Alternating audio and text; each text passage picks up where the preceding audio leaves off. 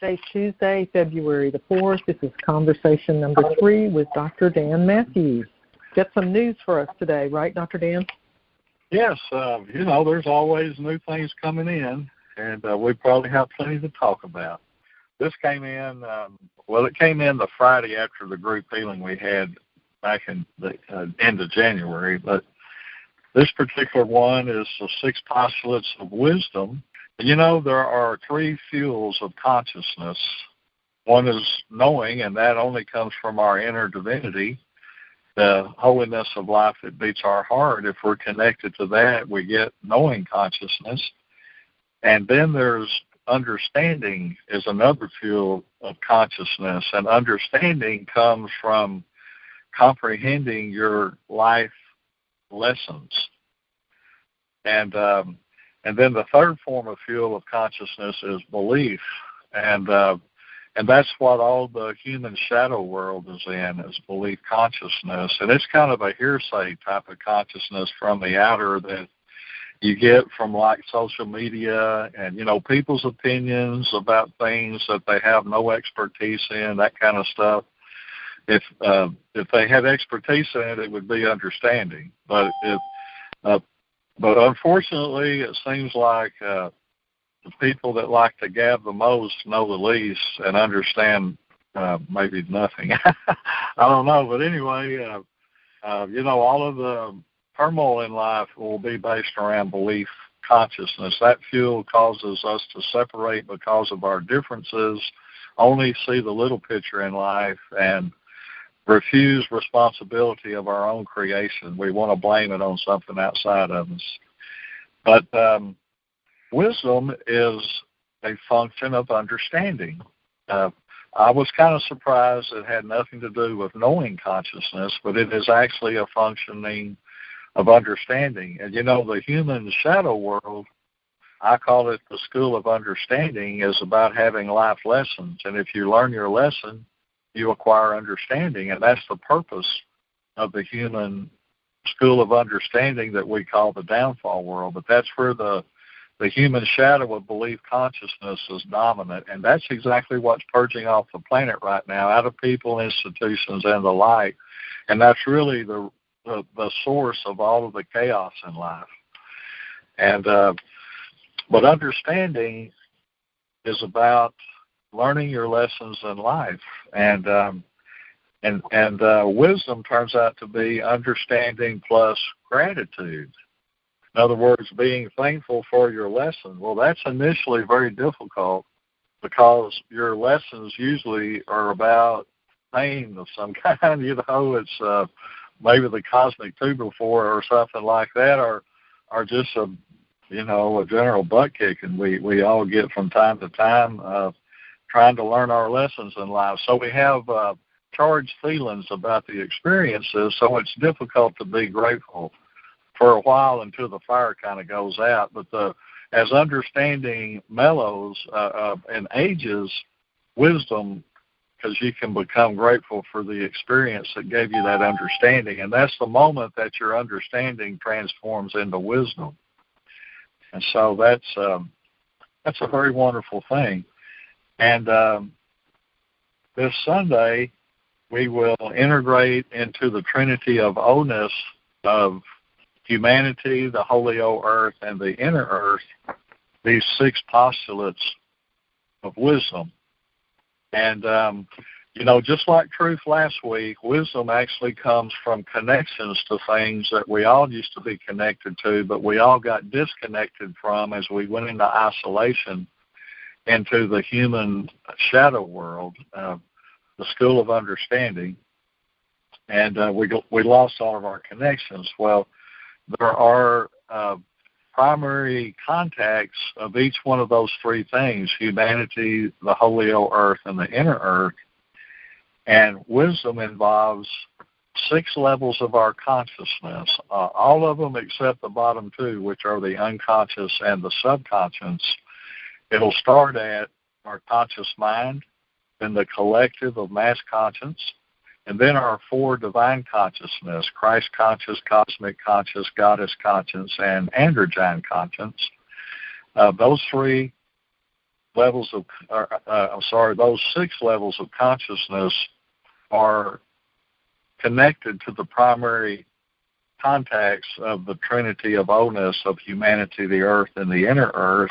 And the first one involves our androgyne consciousness. That's actually the 8th level. And androgyne consciousness is involved with the integration of the Trinity of Oneness of humanity, the earth, and the inner earth. And that's all been missing. You see, these divine levels of consciousness we have can only function in knowing.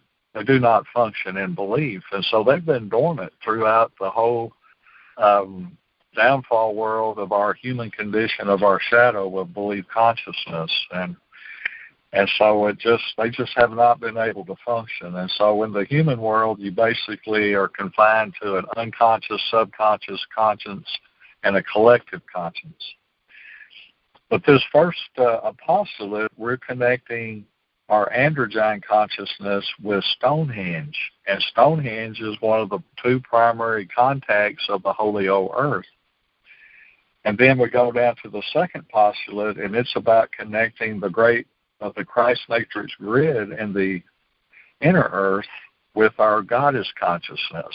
And our goddess consciousness is actually the consciousness of the 9 clusters of the all that is of the Holy O, and all of the celestial breakdowns of galactic, cosmic, and universal, all of that being interconnected into your being. And so the Christ matrix grid in the inner earth connects with our goddess consciousness. And then the second contact on the Holy Old Earth is Mount Meru. And I get that as being in Antarctica down by the South Pole. And it connects to our Christ consciousness.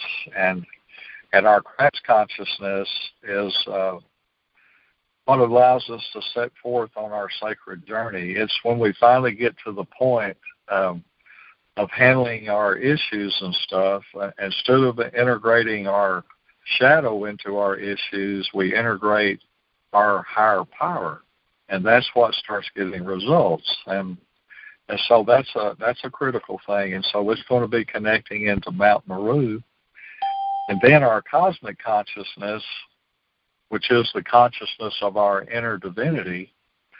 It takes divine love and knowing consciousness and integrates that into us, and it causes us to become enlightened and to have the ability to actualize our divine expressions. Cosmic consciousness connects to the love particle of our hearts, and that's a primary contact of humanity. And then our conscious mind connects to the great central sun in the inner earth. And then our collective of mass conscience connects into the South Pole of the inner earth. So all 3 primary components of the inner earth are connected to these levels of consciousness to create wisdom. And the earth has a Stonehenge Mount Meru connection, and humanity has the love particle of the heart connection. But this connects the 6 levels of consciousness out of our 8, excluding unconscious and subconscious, to the primary connecting contacts of the Trinity of Oneness of humanity, the Holy Old Earth, and the earth. And all of our sessions since the end of 2019 have been about this Trinity of Oneness of humanity, the Holy Old Earth, and the inner earth. We all ascend together, and this will keep us in our divine expression of life in total harmony and balance with the earth and the inner earth. And that's a very powerful thing. It is actually the manifestation and functioning of our androgyne consciousness. So that kind of lays it all out there. That's a lot to take in. And we will actually be doing the clearings and blessings and ascension keys that go with this in our event on Sunday. So that's a good place to stop and see if there's any questions. Okay. Let me just repeat the text number if you have a question. 713-622-8900. That's 713-622-8900. And I don't have any questions from anybody else yet, but I have a question. You said that, the question is, so the unconscious, subconscious, and our personal and collective, they're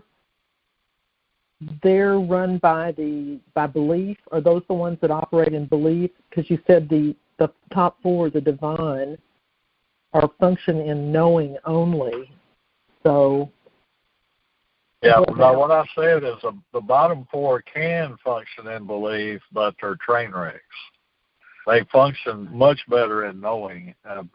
For example, our unconscious beneath the subconscious and knowing consciousness in our holiness, it connects into the 9 clusters of the all that is of the Holy O, and that keeps us in our divine matrix and our life expression, and life is good always.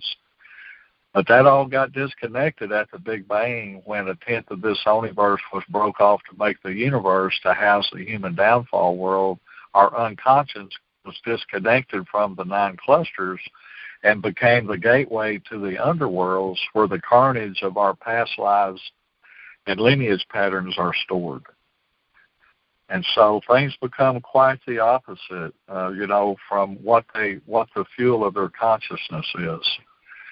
And, the downfall world, all levels of our consciousness, well, it's only the first 4 that can even function, but they're not going to be a good thing. They're going to be full of problems if it's integrated with belief consciousness.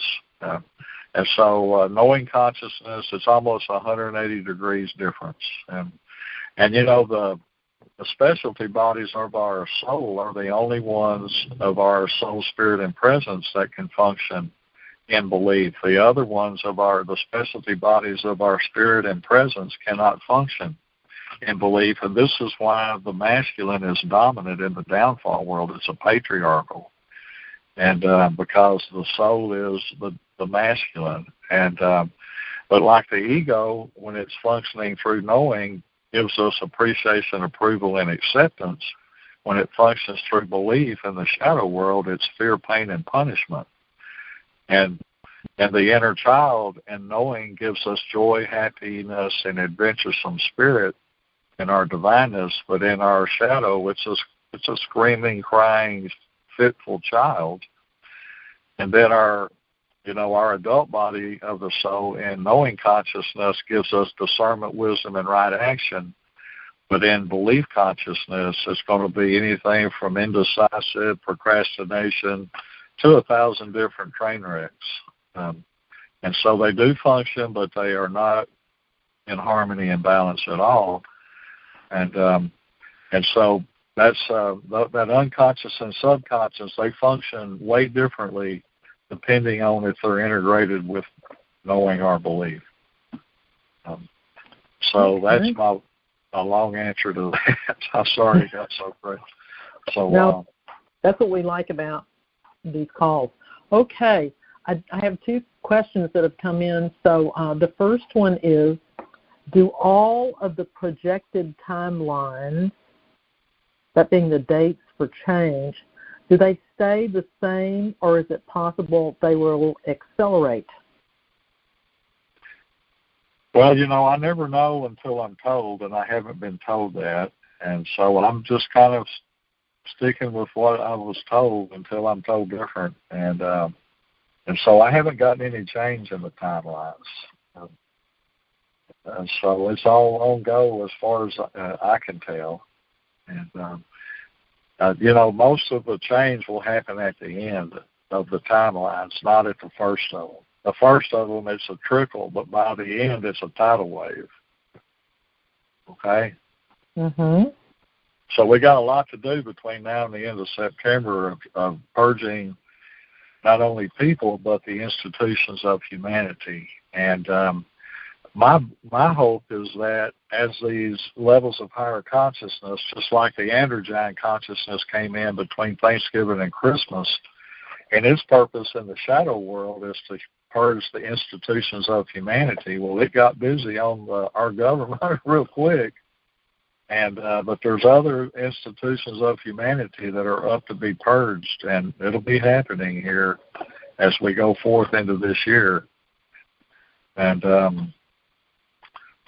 so that's that. But in the shadow world, this androgyne consciousness for you and I, it's supposed to allow us to live in the bigger picture of higher consciousness as we go through our purge and the purge of the world, so that we can maintain a perspective that this and an understanding that this purge is very necessary. We can't take this chaos and stuff with us to the next holy earth we're going to that's right around the corner. It has to come up and come out and be flushed down the moon portal to get it out of here. And that's really what's happening, and it's so much more pleasant to do your purge and be in a world that's purging from the bigger picture. If you're in your belief, you're going to be in the small picture. That's one of the curses of belief. It dooms you to the little picture, and you can't see how your experience relates to the whole or make sense of it all. It's all just going to be chaos, and you're going to be in fear. And that's a miserable place to be. It's like purging, doing a belly flop, kicking and screaming, as opposed to having dignity and grace and sailing above the chaos and surrendering your stuff. You know, if you got a problem, you play a part in it or it wouldn't be your problem. So you can just forget about blaming it on something else. That ain't the way it really is. That's your illusion. And the ego loves them because it gives it self-preservation, but that's not the truth. The truth is, if you got a problem, you play a part in it. It may not be anything you can relate to in this life, but there's something in your past that made this necessary for you.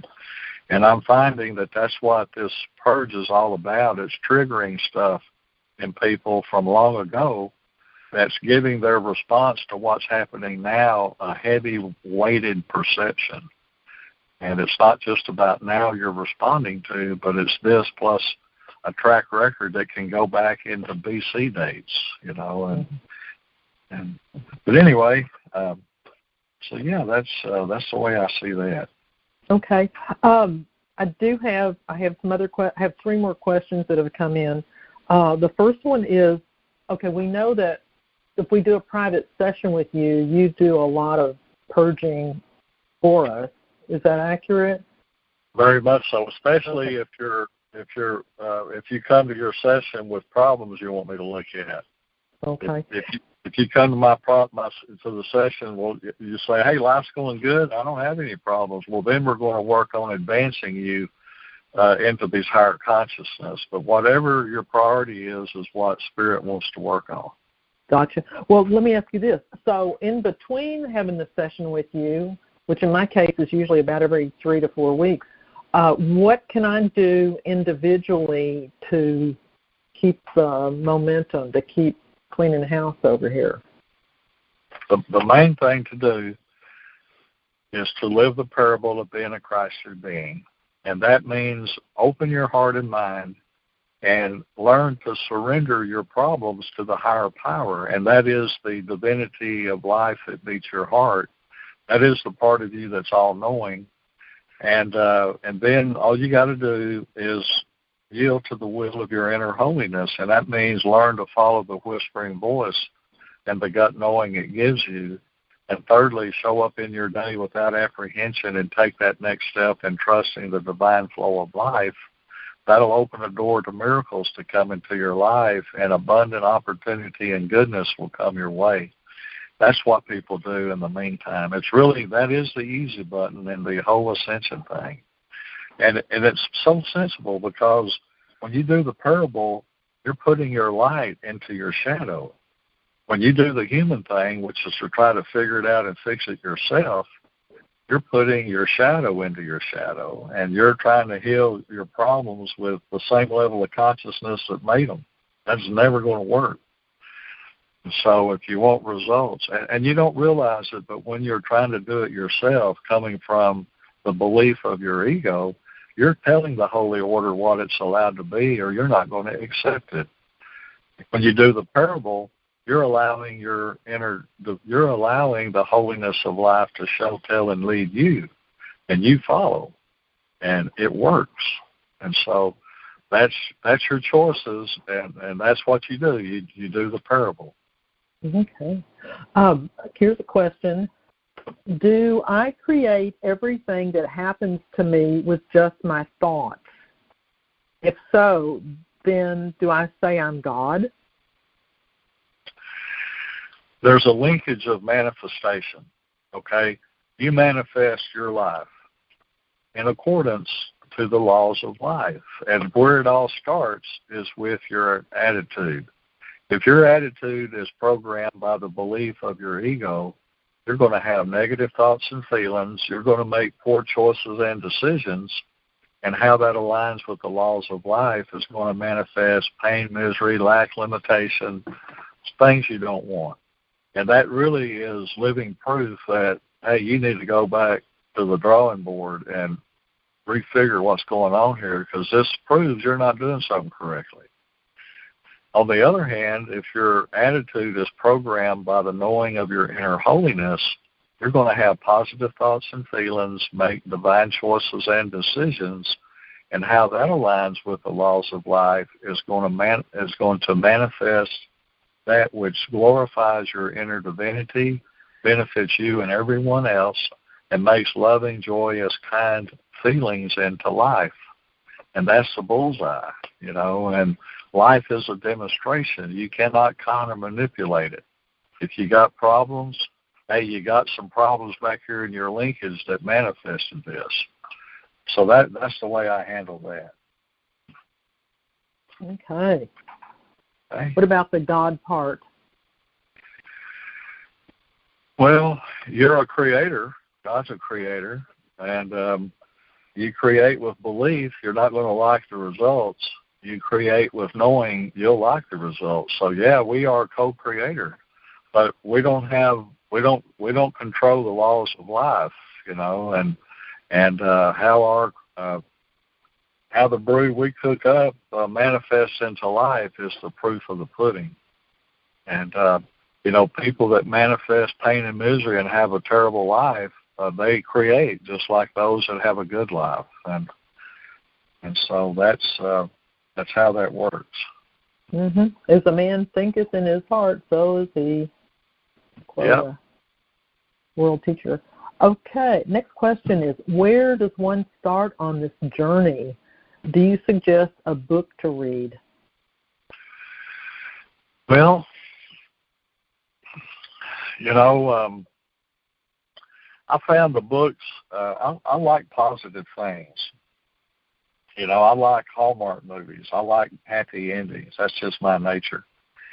And what helped me a lot was when I discovered Unity Christianity, and I went through the teachings of the three students of Emily Cady, that was the teacher of the Fillmores that started Unity, and the Holmes fellow that started Science of Mind, and the other lady, slips me right now, her name, that started the Seventh-day Adventist.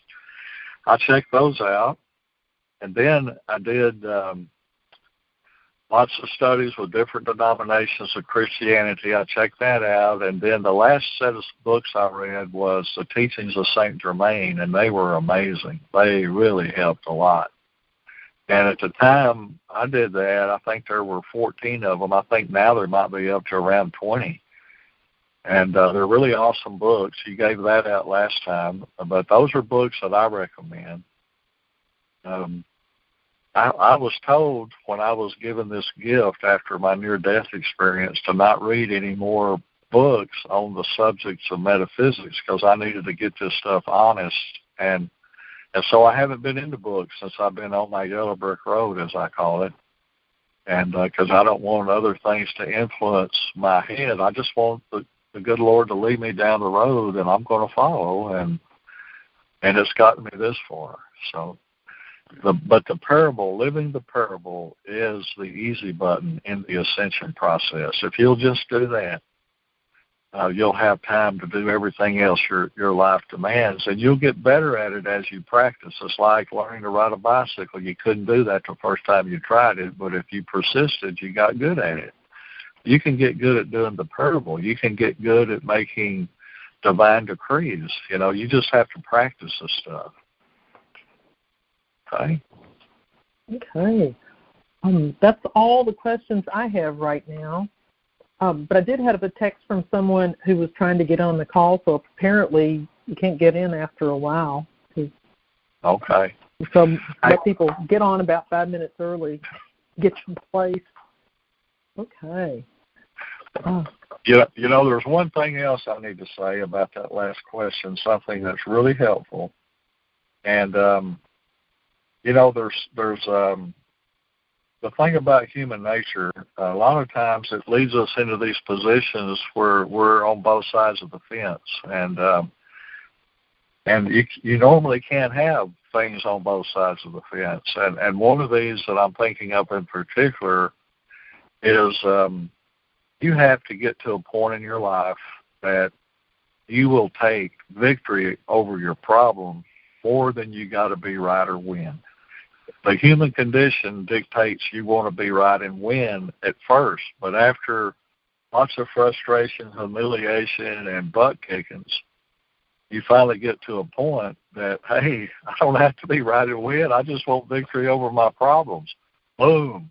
You can have it, and the door opens, but you can't have both. It's like if you and your spouse were talking a serious subject, if you both keep your feelings in harmony, you tend to get to the bottom of the issue and resolve problems. But if one of you loses control during that discussion, to that person it became more important to be right, win, make a point, and kaboom, it'll blow up in your face, and all you're going to get is aggravation. So you have to be willing to sacrifice being right and winning to have victory over pain and misery. That's a biggie. You're not going to get both. Okay. That's all I got to say about that. Okay. I'm waiting for some questions, people.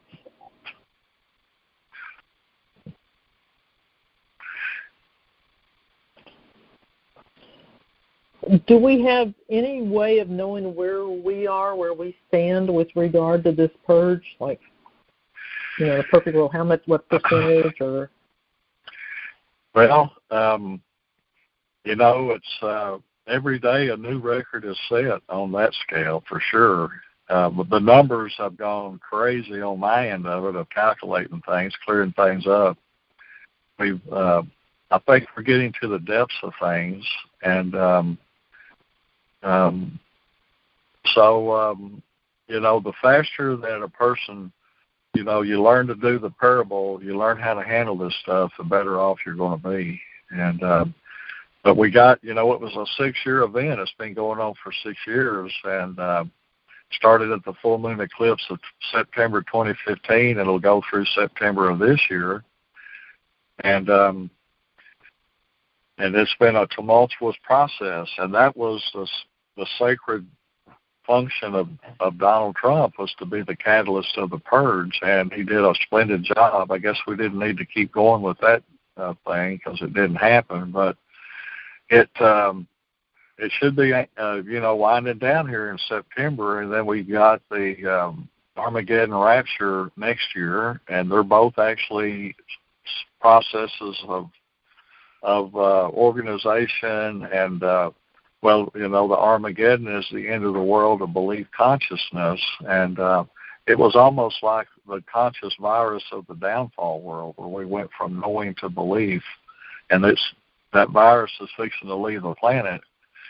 And all the bad stories you've heard about Armageddon come from the belief generators. They give it a real bad story, but as far as the ascension of our being back into knowing consciousness, it's something that has to be. Those that embrace their beliefs, they may have a bitter experience coming. Better off to surrender all that stuff, and the good Lord will give you back what you need if you need any of it. But you got to give it up on the front end. And then the rapture of the distribution of people on the earth into 8 civilizations of this new holy order is about the ascension process of those 8 groups. And none of them have the downfall world in them, but they are on different. They are on actually different. They're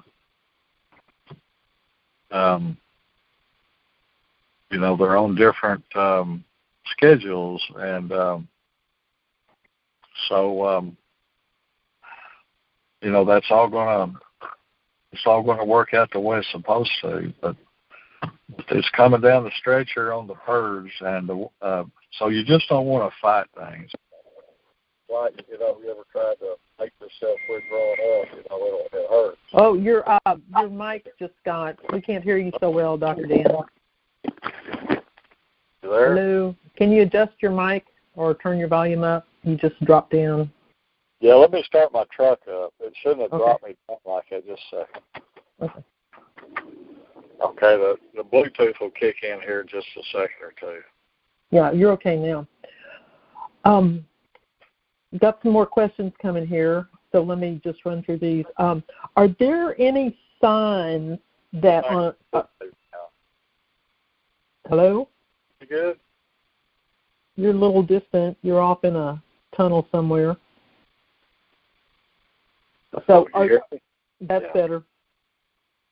Are there any signs that as an individual we could see that we're progressing personally, about any changes we would notice in our individual lives that would show that we're moving on with this purging business, that we're getting our work done?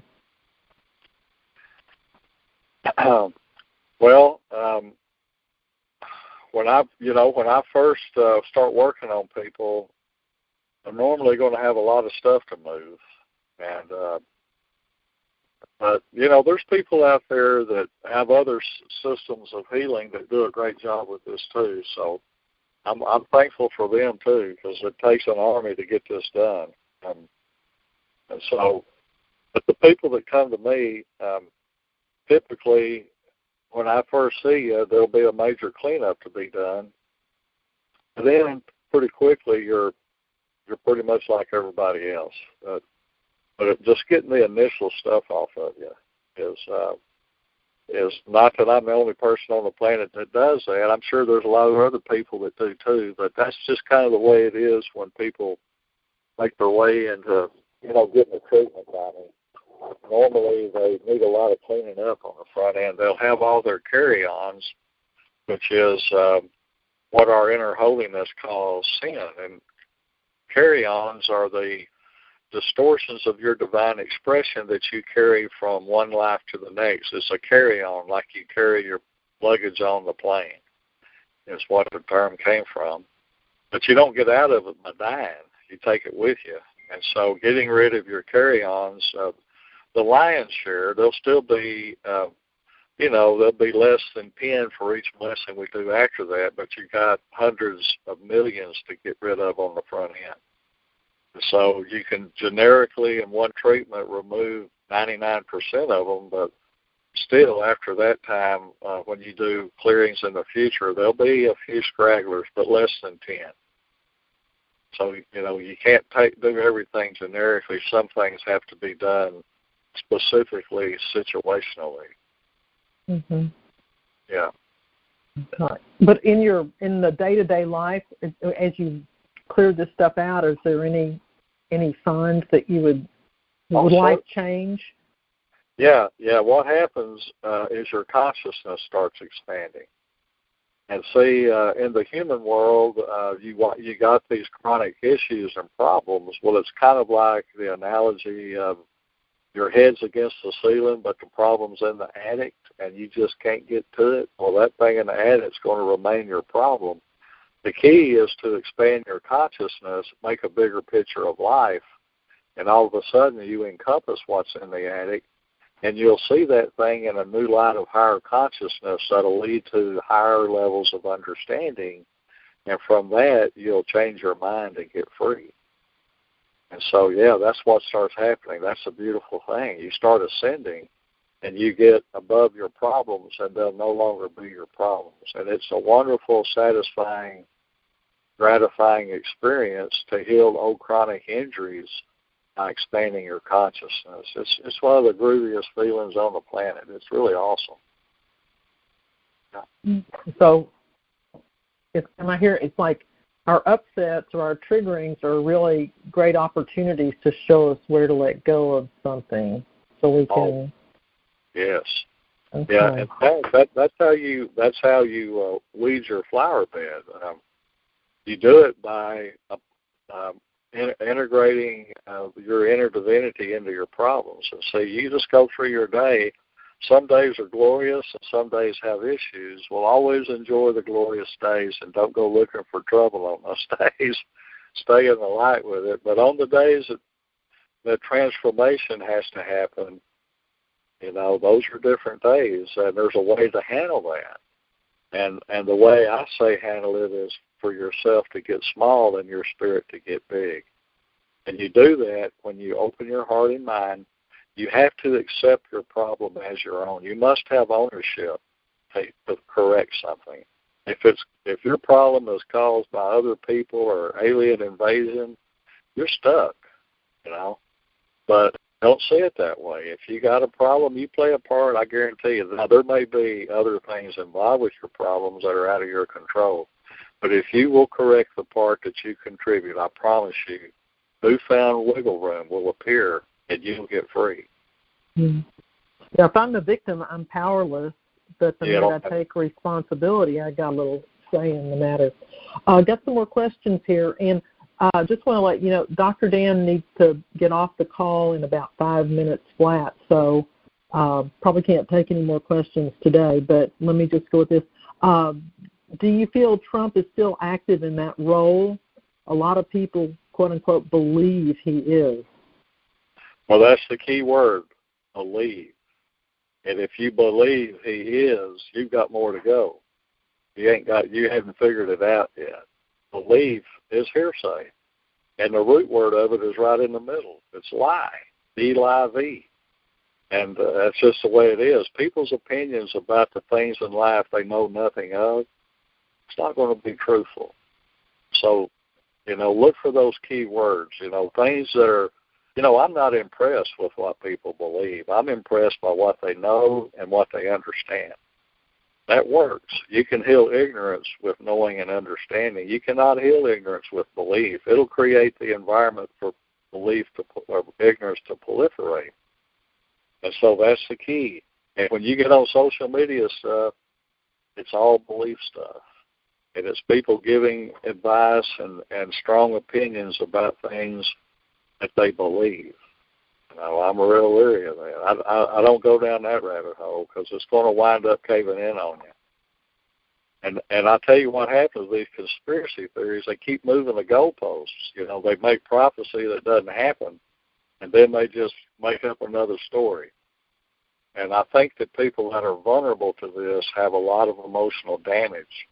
And they find a need to blame issues and problems on, conspiracy theory stuff, when really we got to look within. That's where the answers are. That's where the solution is. It's within. It's our inner divinity. And I don't see inner divinity functioning in all that conspiracy theory stuff. It's people's beliefs. And so that's my take on it. Okay. Should we let the virus leave the planet, or is the vaccine good to protect us until then? The answer to that question is this. If you are not willing to be responsible for your personal health, if you're still eating hot dogs and not taking the supplements and not protecting your mucous membranes, know nothing about that subject, please be the first in line to get the vaccine. That's who it's made for. But people that know how to be responsible for their health, it's not necessarily the way you have to go. If your immune system is jacked up because you've been doing the right things with the vitamins and eating a plant-based diet, and you're protecting your mucous membranes with the fermented yeast culture, you're in a different category. And that stuff gives natural herd immunity. And it's been proven, it's evidence-based, and it's researched. But the medical profession doesn't want to go down that road. They're into crisis management. See what kind of money is involved if you got to go into the emergency room of the hospital for 3 months. I've heard things of $4 or $5 million for a medical bill from something like that. And it's a crisis management system. That's what medical doctors are about. They treat symptoms and diseases with drugs and surgeries and vaccines, and learning about how to promote your own health and wellness so that you can have a high quality of daily living is not what medicine is about. Their focus is your survival, not the quality of your daily life. And so that's being squelched in this country. And so in a way, we've had a medical coup to go along with everything else that's been happening. And it, it's not for me, but I'm telling you, if you're not into being responsible for your health, if you're still eating bacon and donuts, be the first in line to get a shot. That's what I would recommend. Okay. We have 1 minute left, and I have one question here for you. Can we share holy divine decree with others or use it on behalf of others who ask us for help? Well, you can. Prayer for others is helpful if they choose victory over their problems and they don't have to be right and win. That's a biggie. And so you got to be to that point. You have a lot greater success in the spiritual realm if you turn things over to the holy order, your inner divinity. Things will work out for you. But if you try to do it yourself and be right and win, you're going to hit every bump in the road there is. So that's what I'd recommend with that. Okay. Well, Dr. Dan, I want you to be on time for your appointment, so I'm going to tell you goodbye. But I'm going to stay on and give some information about how to get further information to people here. And so have a great day, and we'll be talking to you next Thursday morning at about 5 minutes till 10 o'clock Central Time. So thank you again for your words of wisdom, and I'm going to turn the recording off right now. Okay. Thank y'all.